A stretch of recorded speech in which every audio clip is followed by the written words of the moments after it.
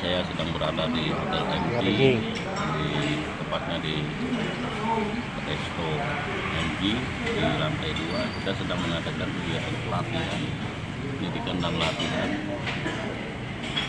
koperasi modern berbasis pertanian. Kita sarapan pagi gitu. Jadi hari ini adalah hari kedua kita mengikuti kegiatan pendidikan dan latihan dilaksanakan oleh Kementerian Koperasi dan UKM. Nanti bisa lihat apa saja kegiatan yang kami ikuti dalam rangkaian kegiatan pelatihan.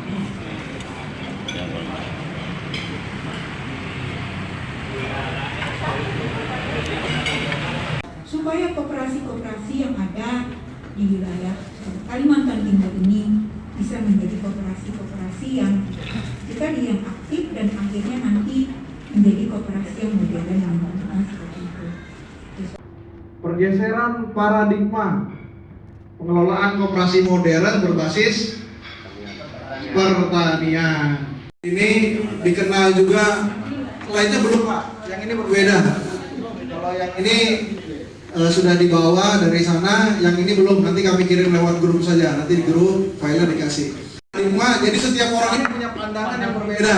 Nah, ikut pelatihan ini mungkin mensamakan pandangan, menyamakan.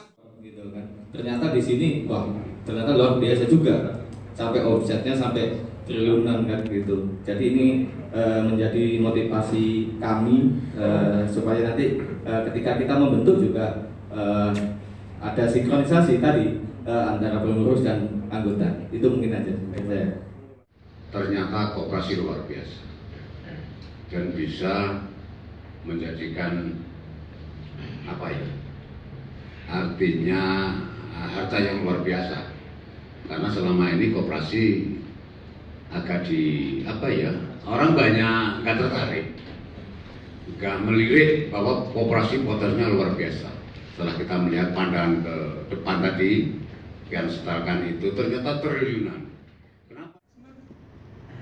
Hanya kadang-kadang kita tidak memahami itu. Nah, kadang-kadang juga ada anggota yang melakukan kecurangan, jual di belakang.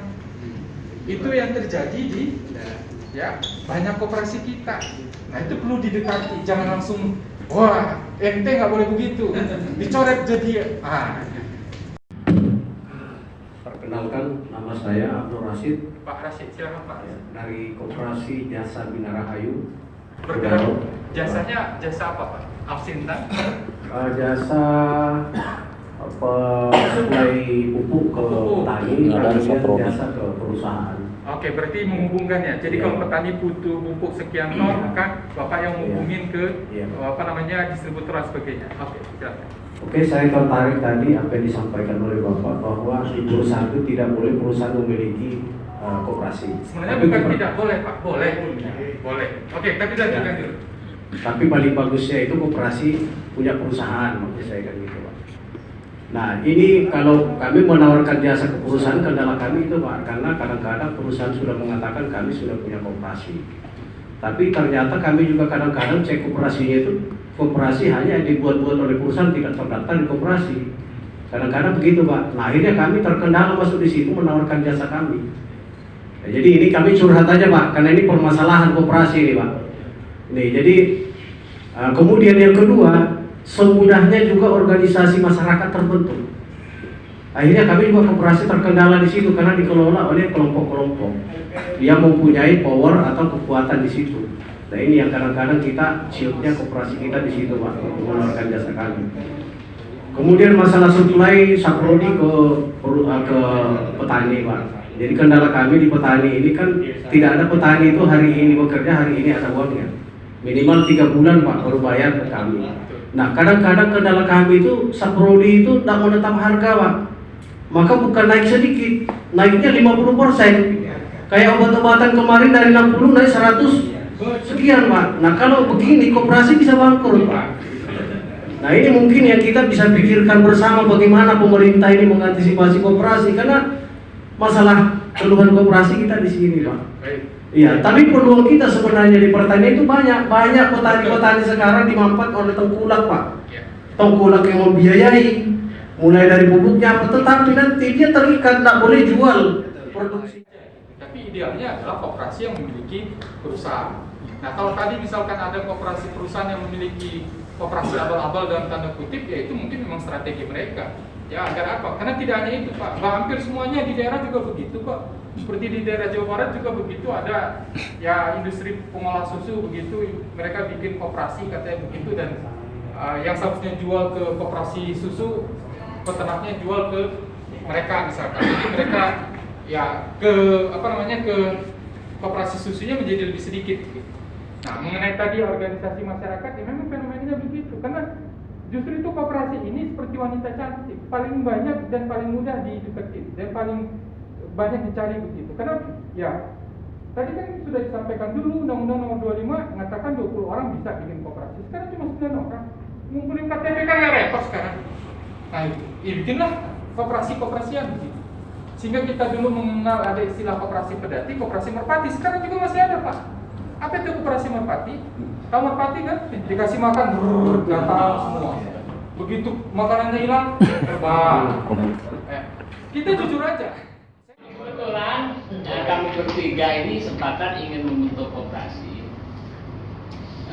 Kami ulang, kebetulan kami bertiga sudah sepakat. Pernah berdiri koperasi sudah berjalan sekian tahun, tapi macet di tengah jalan, Pak. Koperasi itu bergerak di mungkin di pertanian, punya modal kurang lebih sekian 100 juta dulu, cuman macet disimpan pinjam, Pak. Nah, di anggota itu saling pinjam sana pinjam sini, akhirnya nggak kembali, macetlah koperasi tersebut. Nah, kami bertiga ingin menggerakkan kembali, sempat kami sharing dengan pengurus lama. Keberatan sepertinya pengurus yang lama karena ingin menarik kembali uang yang sudah carut marut itu. Kami berpikir gimana kalau membentuk ulang, taruhlah koperasi yang lama sudah nggak jelas, nggak usah dipikir, membentuk lama, kira bagaimana Pak baiknya? Apakah kita mengaktifkan kembali koperasi yang sudah macet, yang sudah carut marut, atau membentuk koperasi baru dengan istilahnya semangat baru begitu Pak? Program saya, kalau yang dulu itu pijatnya cuma hanya apa itu bahasanya itu loh Pak. Dengan kami laksanakan duit 100 juta itu jamu, nggak banyak yang kembali. Akhirnya kami terapkan jaminan, anggunan lah. Kalau nggak itu kan memang kemana-mana. Apakah boleh Pak anggota terus ada beban lagi? Karena itu duit yang itu kan untuk anggota. Sedikit menambahkan aja Pak yang dialami oleh Bapak yang pertama, Pak siapa Pak? Pak Abdurrahman. Pak Abdurrahman. Saya masuk di koperasi kurang lebih baru 3 tahun. Saya pihak yang muda, kalau lama diajak oleh pendirinya, Mas bisa nggak ikut kita? Karena ibunya lihat. Semakin sering dia minjem dan semakin rajin dia bayar, maka partisipasi anggotanya tinggi nggak? Tinggi. Bonusnya tinggi nggak? Tinggi. Itu kerennya koperasi Pak. Kalau dibawa ke mekanisme pertanian, koperasi pertanian, semakin dia sering bertransaksi di koperasi, belanja bibit, macam-macam semuanya, pupuk dan sebagainya, makin sering dia belanja, maka bonusnya makin besar nggak Pak? Harusnya seperti itu kan? Tapi kenyataannya gimana? Masih baik.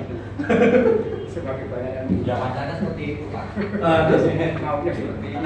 Nah makanya hari ini, malam ini ya, kita akan coba diskusikan sebenarnya apa sih yang membuat kita akhirnya tidak melakukan itu. Coba, bisa nggak diuraikan? Apa sih penyebabnya? Mengapa kita nggak lakukan itu? Apakah karena kita nggak paham? Apakah karena kita paham? Masing-masing wilayah. Amin. Pertanyaan saya, hubungan saya sempat ada kendala terkait dengan pemasaran beras. Kalau musim panen 1 tahun, kalau untuk daerah Kalimantan Timur itu rata-rata kalau yang bergerak di bidang pertanian, karena ini sektornya pertanian, itu bisa 1 tahun hanya memperhasil 2 kali panen. Panen puncak, ini sangat mendetail Pak. Panen puncak itu biasanya bulan 4, tanamnya bulan 11 atau bulan 12. Panen puncaknya bulan 4. Dari hamparan yang ada di Kecamatan Baburu bisa dicek di Dinas Pertanian maupun Dinas Tanaman Pangan, PPU maupun Provinsi Kalimantan Timur. Itu hamparannya 3.600 hektar. Ya, 3.600 hektar. Kalau itu keluar rata-rata dalam 1 hektarnya 5 ton atau 4 ton aja, kita lebih banyak 3 ton. Dibuat rata-rata itu jumlahnya ketemunya berapa? Ya. Sementara tidak ada kehadiran pemerintah. Bulog, saya jujur beserta beliau Bapak Muklis, Bapak Sarjono selaku ketua koperasi. Kalau saya kebetulan wakil ketua Perpadi Kalimantan Timur, Pak, sebenarnya saya orang buta huruf sebenarnya, tapi karena itu dipaksakan untuk menjadi wakil ketua Perpadi Kalimantan Timur sebagai narasumber maupun mahasiswa. Tadi sampean sudah menyampaikan di mahasiswa Unmul suruh lapor ke sana. Bahkan itu ada neraca dari akademik Unmul. Itu pernah hadir di sana. Bukan itu yang disampaikan, malah mau buat rice milling, bukan brand pemasaran melalui kabupaten kota supaya itu brandnya Kabupaten Penajam Pasir Utara. Contoh dulu nih, nanti kalau bapak-bapak sudah bagus, mereka yang akan datang. Bahkan di aku kalau ini binaan saya ini dulu nih. Ya. Nah itu. Nanti bapak-bapak bisa bilang, oh bisa nanti bapak atau kementerian atau pemerintah bilang binaan kami mau ngasih berapa dulu gitu. Jadi posisi tawar bapak harus dibangun dulu koperasinya. Semoga sukses buat bapak-bapak. Ya, baik, kita beri plus untuk buat semua. Karena ini materi terakhir dari saya, ya. Jadi mohon maaf jikalau saya. Demikianlah sahabat BP Channel, hasil daripada rangkaian kegiatan kita, pelatihan koperasi modern berbasis pertanian yang dilaksanakan selama 3 hari di Hotel MG Samarinda. Kita berjumpa lagi pada video akan datang. Assalamualaikum warahmatullahi wabarakatuh.